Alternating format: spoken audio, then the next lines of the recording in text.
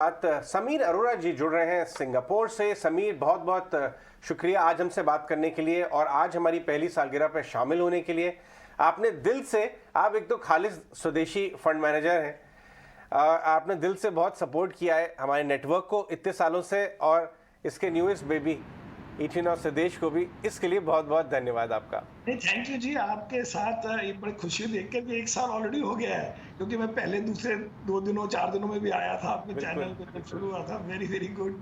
ख्याल ही नहीं आया कि एकदम 1 साल हो गया इस बात को।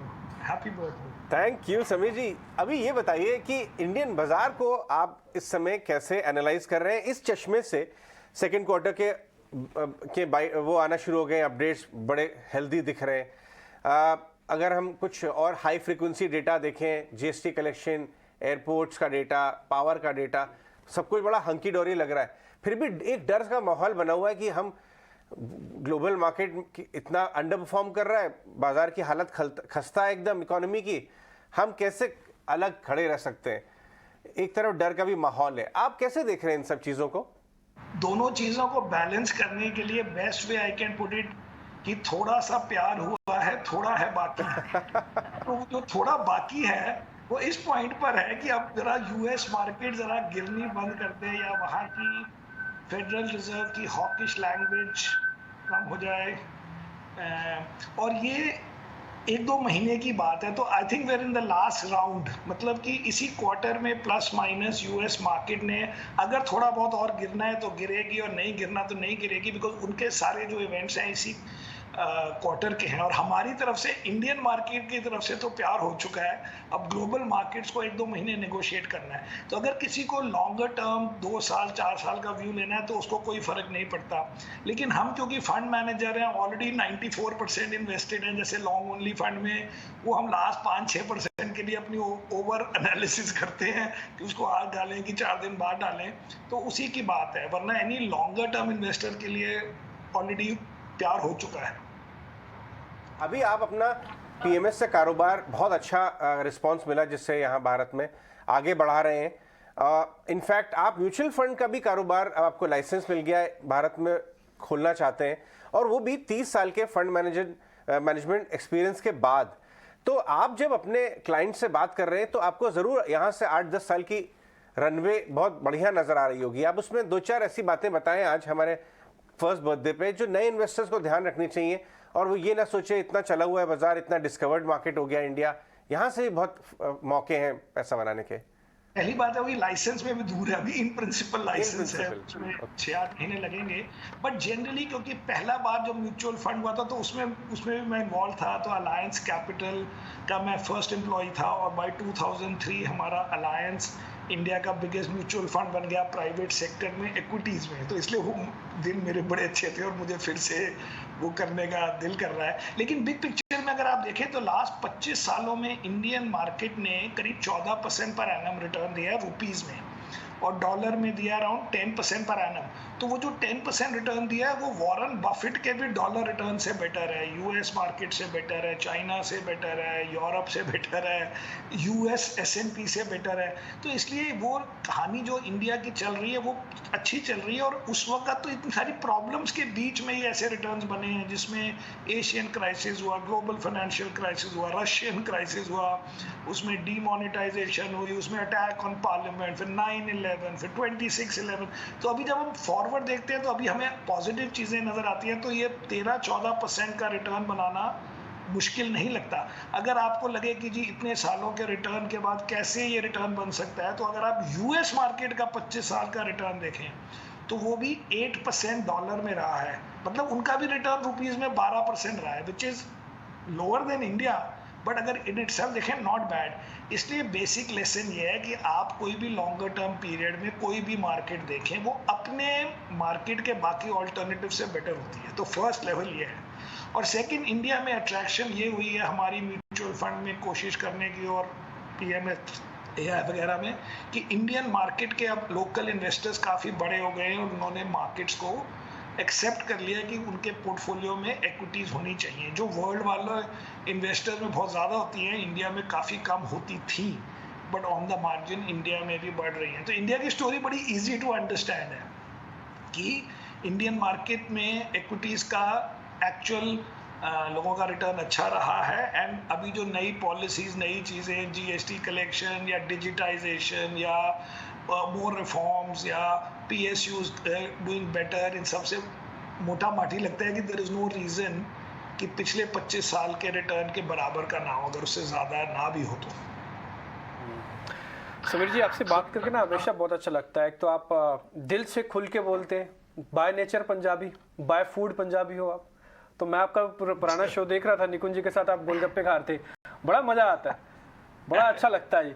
अच्छा भाई, एक गल मैं थोड़ा पंजाबी टच दे के आपसे पूछ रहा हूँ ताकि वो दिल से बात निकल आए। जब कहते हैं दो पंजाबी जब इकट्ठे गल करते ना फिर दिलों गल निकलती हैगी, दिल से बात आती है। तो मेरे को जरा आप ये बताइए, आप ये कह रहे हैं कि बाजार बहुत बढ़िया अच्छा चलेगा, बहुत अच्छे बढ़िया से रहेगा आगे भी, इंडियन मार्केट में कोई खास बड़ी दिक्कत नहीं है। सर कुछ ना नए सेक्टर्स आ रहे हैं, जैसे हाइड्रो एनर्जी को लेकर बात हुई है, कुछ गवर्नमेंट अपना डीएनए भी धीरे धीरे चेंज कर रहा है। गवर्नमेंट कह रही है कि सरकारी कंपनीज को भाई आप लोग चलाओ, हम तो स्टेक बेचना चाहते हैं। ये पिछले 10 साल में ऐसा हुआ नहीं सर, 10 साल बाद ऐसा हमने ये चीज़ें होती हुई देख रहे हैं। ये जो नया चेंज मार्केट के अंदर आ रहा है, नई फिलॉसफी मार्केट के अंदर आ रही है, आप इसको कैसे देखते हैं और इस पर कितनी बैटिंग करनी चाहिए? नए सेक्टर आ रहे हैं जैसे ये हाइड्रो वगैरह, ये तो मैं नहीं करूंगा क्योंकि ये these are too big capital intensive. और एक बात समझें कि जो चीज़ इकोनॉमी के लिए अच्छी है वो 1 मिनट में ज़रूरी नहीं है कि स्टॉक मार्केट के लिए अच्छी हो। फॉर एग्जाम्पल, अगर आप बोलें कि बड़ी कंपनीज बड़ा कैपेक्स कर रही हैं और इंडिया में बड़े बड़े प्रोजेक्ट लगा रहे हैं, तो वो इंडिया के लिए, इंडिया की इकोनॉमी के लिए बड़े अच्छे हैं, बट हम उन प्रोजेक्ट्स में नहीं लगाते क्योंकि हमें बड़े ज़्यादा कैपिटल एक्सपेंडिचर वाली कंपनियां नहीं पसंद, जो बहुत बड़े इंफ्रास्ट्रक्चर प्रोजेक्ट करें वो नहीं पसंद as a stock market investor, क्योंकि उसमें पहले तो आपका रिस्क बड़ा हाई होता है, फिर वो प्रोजेक्ट 5-5, 10-10 साल के इन्वेस्टमेंट के होते हैं और उनमें कई बार वो कोई अप्रूवल एंड में नहीं आई, कोई गवर्नमेंट, किसी स्टेट गवर्नमेंट ने कुछ कर दिया, वो सब चीज़ें हमारे लिए नहीं है। फॉर एग्जाम्पल, अगर आप एक अभी रिफॉर्म अनाउंस करें कि जी इंडिया का बैंकिंग सेक्टर हम पूरा खोल रहे हैं और पता नहीं लेट्स से कि 15 प्राइवेट सेक्टर नए बैंक अलाउड है, अब ये रिफॉर्म है, ये इकोनॉमी में सारे न्यूज़पेपर्स कहेंगे कि इंडिया में रिफॉर्म्स हो गए, लेकिन हमारे स्टॉक मार्केट के जो बैंक्स हैं उनकी परफॉर्मेंस कम हो जाएगी क्योंकि अब 15 और बैंक आ गए लेटेस्ट से। I am just giving an example. तो हम चाहते हैं कि हमारी जो कहानी है वो उनका रिटर्न अच्छा हो, उनका प्रोजेक्ट उनके कंट्रोल में हो, ज़्यादा गवर्नमेंट पॉलिसी पे डिपेंड ना करे, ज़्यादा ग्लोबल पॉलिसीज़ पे मतलब ग्लोबल मार्केट्स पे डिपेंड ना करे, ताकि हमें समझ आ सके। इसलिए ब्रॉडली जो सेक्टर इंडिया में हमें पसंद है और मोस्टली जो वर्ल्ड में सेक्टर्स चलते हैं वो होते हैं financial sector, IT sector, consumer sector. आप किसी भी तरीके से देख लें, हम उसको आईटी बोलते हैं, वहाँ पे उसको टेक्नोलॉजी बोलते हैं, बिकॉज वो अलग है, बट कंसेप्चुअली ये 3-4 सेक्टर होते हैं। अब अगर जैसे कोई पीएसयू अच्छा करे तो उसको अलग से देख सकते हैं। अब हम नॉर्मली 25 साल से कहते रहे कि हम पीएसयूज नहीं खरीदते, लेकिन अभी हमारे फंड में 2 हैं, एक स्टेट बैंक और एक भारत इलेक्ट्रॉनिक्स। तो अगर कोई स्पेसिफिक कंपनी का जो मैनेजमेंट है या उस वक्त इन्वायरमेंट है वो उसको बहुत हेल्प कर रहा है, तो फिर वो अगर पीएसयू भी हो तो हम लेते हैं। बट हम जनरली कहते हैं कि हमें पीएसयूज नहीं पसंद, हमें प्राइवेट सेक्टर पसंद है, क्योंकि mostly that is what is worked out. But जो आप कह रहे हो ठीक बात है, लेकिन उसका कौन से स्टॉक पे इन्फ्लुएंस होगा, अभी तक वो हमें डिफेंस में मिला, तो हमने इसलिए भारत इलेक्ट्रॉनिक्स लिया हुआ है। बिल्कुल, एब्सोल्युटली। गुड मॉर्निंग समीर, एक चीज़ और समझना चाहेंगे, क्योंकि ऑयल हमेशा एक बड़ा फैक्टर रहता है इंडियन मार्केट्स के लिए, और अब तो आरबीआई गवर्नर ने भी उसे एक ब्रैकेट में रहने की बात कही है, $80 to $90 के ब्रैकेट में। ये कितना बड़ा पॉजिटिव रहेगा? क्योंकि एक्सपर्ट्स मानने वाले तो कहते हैं 80 के नीचे ही बेनिफिशियल होना चाहिए इंडिया के लिए, लेकिन अगर 80 to 90 ऑयल का ब्रैकेट रहता है, क्योंकि कहाँ पहले स्ट्रैटेजी हुआ करती थी अगर ऑयल ऊपर है तो इंडियन मार्केट्स को सेल करो, लेकिन आप इमर्जिंग मार्केट्स में इंडिया में ऑयल की इस करंट चाल को, इस मोमेंटम को कितना बड़ा पॉजिटिव या कितना चैलेंजिंग देखते हैं? ये बहुत बड़ा इन्फ्लुएंस नहीं रहा अब, क्योंकि क्या होता है कि अगर ऑयल ज़्यादा हो जाए तो हम कहते हैं कि अच्छा जी ऑयल तो बढ़ गया, लेकिन वो तो अब पब्लिक को पास ऑन हो गया, सो गवर्नमेंट का रिस्क अभी भी बहुत ज़्यादा नहीं है। पहले क्या होता था कि सारा का सारा जो लॉस था वो गवर्नमेंट बैलेंस शीट पे आता था।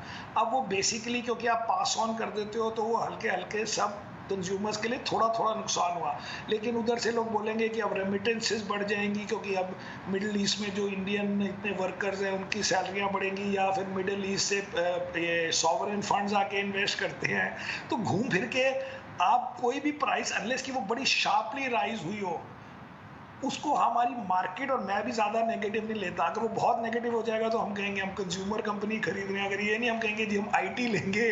तो इससे ओवर टाइम बहुत फ़र्क नहीं पड़ा है कि ऑयल प्राइस क्या है, अनलेस कि आप बोलो कि जी $200 हो रही है 6 महीने में, साल में। अदरवाइज वो $10-20 ऊपर नीचे भी हो, बियॉन्ड अ पॉइंट उसके लिए नेगेटिव पॉजिटिव हम नहीं होते।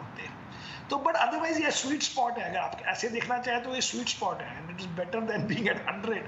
बट अगर 100 होता तो मैं कहता अच्छा जी हम ये नहीं ले रहे, हम वो वाले स्टॉक ले रहे हैं। बट हम इंडिया की बुलिशनेस इन चीज़ों से नहीं होगी, इंडिया की होगी कि इंडिया अभी रिलेटिवली बहुत स्वीट स्पॉट पे है, बिकॉज इन्वेस्टर्स पैसे कहाँ डालते हैं, यूएस में, यूरोप में, चाइना में, इंडिया में, लेट अस से जापान में, और तो कोई बड़ा पूल है नहीं। और उसमें इंडिया की रिलेटिव पोजीशन बहुत अच्छी हो गई है, बिकॉज चाइना ने काफ़ी गंदा किया परफॉर्म भी और पॉलिसीज़ भी, और यूरोप में सबको पता है कि बड़ी प्रॉब्लम्स हो रही हैं बैंक्स के साथ, एनर्जी कॉस्ट के साथ। यूएस मार्केट को खाली गिरना कम होना है, वो मुझे लगता है कि इस क्वार्टर में जो भी नए और 2 इंटरेस्ट रेट हाइक होंगे उनसे या तो गिरेगी, गिरना होगा तो गिरेगी, नहीं गिरना होगा तो नहीं गिरेगी, but it will play out in the next 2 months.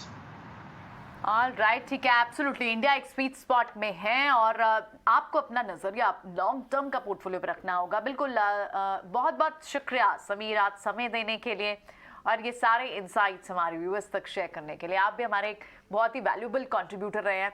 आपने हमेशा उस समय से साथ दिया जब ईटी नाउ स्वदेश सिर्फ शुरुआत थी उसकी। बहुत बहुत शुक्रिया आज इस खास ओकेजन पे हमसे जुड़ने के लिए।